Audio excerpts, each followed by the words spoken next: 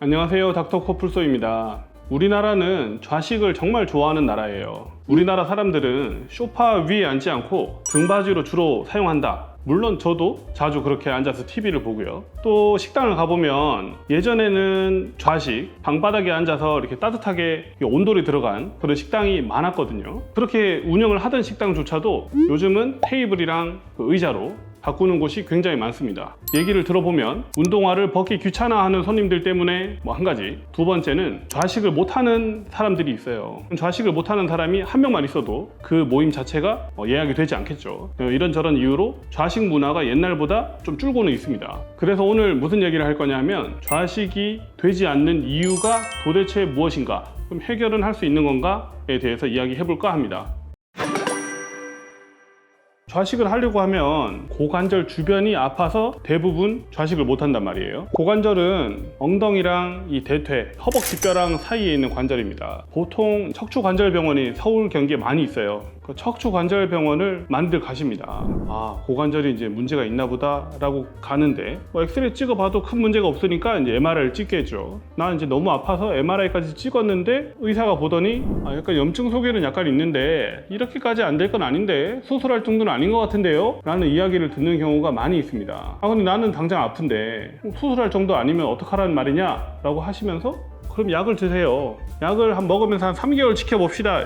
흐름이 이렇게 됩니다. 또 두 번째 흐름도 있어요. 고관절이 좀 안 좋아요. MR을 찍었는데 고관절이 좀 안 좋은데 나 수술까지는 하기 싫은데 수술 안 하고 좀 더 지낼 수 있는 방법은 없을까? 라고 또 생각하시는 분들이 있어요. 그런 분들이 저를 찾아와서 상담을 하게 됩니다. 방바닥에 앉는 이 좌식을 못하는 이유는 첫 번째는 엉덩이가 아파서 좌식이 힘든 겁니다. 두 번째는 허리가 아파서 좌식이 힘든 거예요. 세 번째는 골반 앞쪽, 사타구니가 아파서 좌식이 힘든 경우가 있습니다. 세 가지가 각각 다른 유형의 원인을 가지고 있다고 볼 수 있습니다. 일단 엉덩이가 아픈 경우가 이제 제일 간단한데, 허리 척추에서 나오는 이 신경들이 모여서 엉덩이를 지나갈 때 좌골신경이라는 이 다발이 돼서 지나가게 되는데 엉덩이 근육 속에 깔려 있습니다. 근데 엉덩이 근육이 두 가지, 대둔근과 이상근이라는 이 근육이 긴장이 되다 보면 근육 자체도 깔리기 때문에 통증이 생기고 혈액순환도 떨어지기 때문에 또 통증이 생길 수 있어요. 그건 주로 이제 겉에 있는 대둔근 때문에 생기는 경우가 있고요.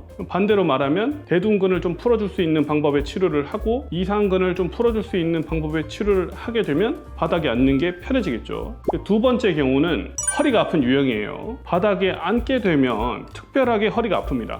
허리 근육은 매우 여러 가지 종류의 근육들이 이루어져 있어요. 근데 차별점은 대부분 요추 아래로 내려가는 근육은 거의 없어요. 단 하나의 근육만 요추 아래로 내려갑니다. 대요근이라고 하는 근육은 허리에서 시작을 해서 골반 속을 지나서 대퇴, 이 아랫다리에 사타구니 쪽에 부착이 되어 있습니다. 이 근육 하나만 골반 아래를 지나가요. 다른 근육들은 흉추에서 시작하기도 하고 요추에서 시작하기도 하지만 요추를 넘진 않습니다. 우리가 서 있을 때도 허리 길이는 비슷하고 앉아 있을 때도 허리 길이는 비슷하겠죠. 하지만 양반 다리를 했을 때 대요근만은 길이가 바뀝니다.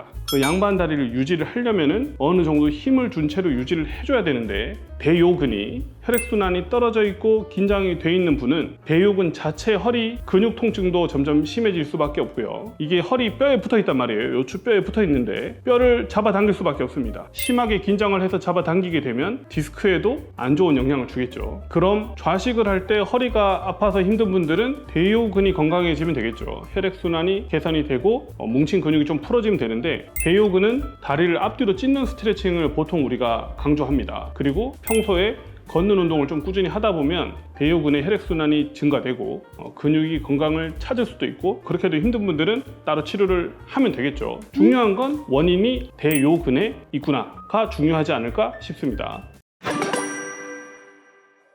그리고 이제 마지막 세 번째가 있어요. 제가 아까도 가장 중요하게 생각한다고 했는데 골반 앞쪽이 아파서 아예 못 앉는 분들이 있습니다. 물론 초기에는 앉긴 앉는데 골반 앞쪽이 아플 수도 있어요. 그래서 이제 골반 앞쪽이 아파서 못 앉는 분들은 아까 처음에 설명했듯이 아예 모임이 파토날 정도로 좌식을 할 수가 없습니다. 힘든 분들은 다리를 앞으로 쭉 뻗고 있어요. 양반 다리를 이렇게 할 수가 없으니까. 사실 근본 원인은 두 번째랑 똑같습니다. 대요근의 긴장이 아니면 혈액순환 장애가 우선되는데요. 있는데요. 가장 문제는 실제로 단축이 올 정도로 심하다는 겁니다. 대요근이 짧아져 버려요. 이런 분들은 엑스레이를 찍어보면 허리가 뒤로 휘어 있어요. 근육이 너무 짧게 힘을 너무 세게 주다 보니까 척추가 실제로 뒤로 휩니다. 이거를 전방경사라고 해요, 우리가. 이 대요근이 굉장히 크고 힘이 세기 때문에 실제로 뼈의 형태, 요추, 흉추의 형태를 변화시켜 버려요. 대요근은 단순히 힘을 주는, 걸을 때 쓰는, 아니면 앉아있을 때 힘을 주는 근육의 역할만 하는 게 아니고 신경의 통로 역할을 합니다. 허벅지 안쪽을 담당하는 폐쇄신경이라는 것도 지나가는 통로고요. 허벅지 앞쪽에 있는 근육을 담당하는 대퇴신경이라는 신경의 통로고요. 또 사타구니 쪽의 감각을 담당하는 음부대퇴신경이라는 신경의 통로예요. 통로가 긴장을 너무 심하게 하다 보면 어떻게 될까요? 신경을 누릅니다. 신경을 실제로 누를 때는 우리가 생각하는 것보다 통증이 심해요. 신경을 누르는 동작은 저절로 피할 수밖에 없는데, 만약에 대요근이 긴장이 심해져서 양반 다리를 할 때 신경을 누를 만큼 그런 심한 긴장이 있다, 그런 분들은 양반 다리를 아예 못 해버리는 겁니다. 그래서 두 번째, 세 번째 골반 앞쪽이 아픈 경우는 대요근의 긴장과 혈액순환 저하를 어떻게든 해결을 해야 된다 는 말씀을 드리고 싶은 거고요. 1, 2, 3번이 아까 설명이 약간 다르지만 연결이 돼 있어요. 대요근이라는 것과 엉덩이에 있는 대둔근, 이상근 이런 근육들은 대항근이라고 합니다. 대항근. 반대의 힘을 주는 친구들이에요. 다시 말하면 대요근이 긴장을 하면 반대에 있는 대항근도 긴장을 해요. 대둔근이 긴장을 합니다. 대둔근이 긴장하는 원인 중에 또 이상근이라는 게 있다 그랬죠. 그래서 오늘 설명드린 1, 2, 3번은 사실 유사한 질환군이에요. 대요근이 뭉쳐있는 분들은 엉덩이 통증을 같이 호소하는 분들이 많습니다. 반대로 대요근과 대둔근과 이상근을 같이 치료하면 어떻게 될까요? 아주 효과가 좋겠죠. 대항근 앞뒤에 있는 근육을 한꺼번에 치료를 해주면 시너지가 나면서 굉장히 잘 풀어집니다.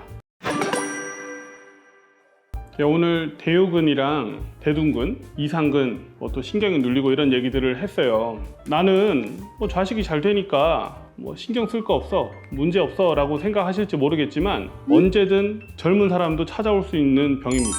실제로 30, 40대 분들도 오세요. 그러면 대요근과 이 엉덩이 근육, 대둔근, 이상근의 건강을 어떻게 챙겨야 할까? 우리는 항상 보폭 넓게 걷기를 꼭 하세요라고 항상 얘기를 드려요.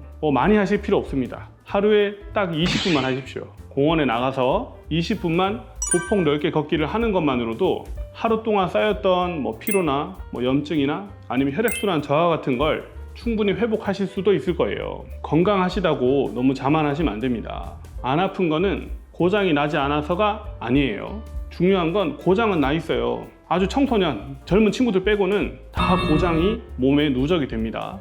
꼭 보폭 넓게 걷기 운동을 하루에 20분씩 하셨으면 좋겠습니다. 오늘 하루도 아프지 말고 건강한 하루 되셨으면 좋겠습니다. 감사합니다.